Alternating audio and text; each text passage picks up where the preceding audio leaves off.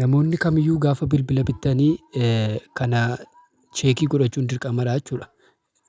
Mallattoo urjiif riqichaa fi duwwaadhaa fi urjiif riqichatti buutu kana booddee keessin kanaa isinii fidaa.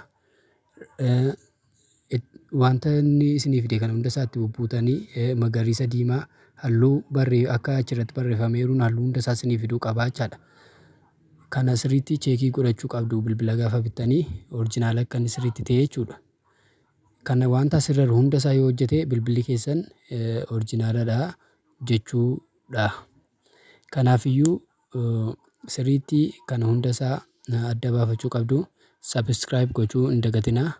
Galatoomaa.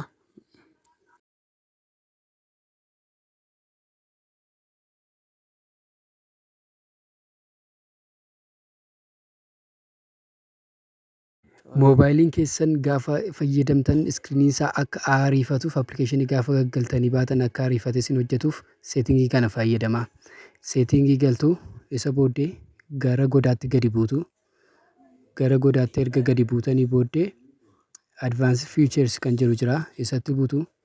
Itti aansuudhaan rimuuv animeeshin kan jedhu jira isatti buutu. Ammas irra deebiin rimuuv animeeshin kan jedhu inni dhufaa.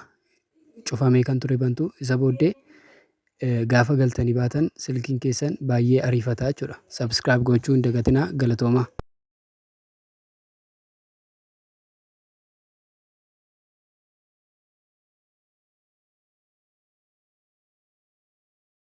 Iskiriiniin keessan baay'ee akka isinii qulqullaa'ee bareedu yoo barbaaddan seetingii kana fayyadamaa. Jalqaba irratti seetingii galtanii dispileey kan jedhu tuqxu.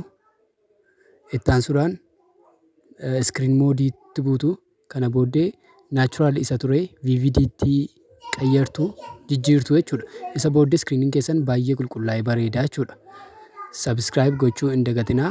Viidiyoo akkasii isiniif qabadheen dhufa. Galatoomaa.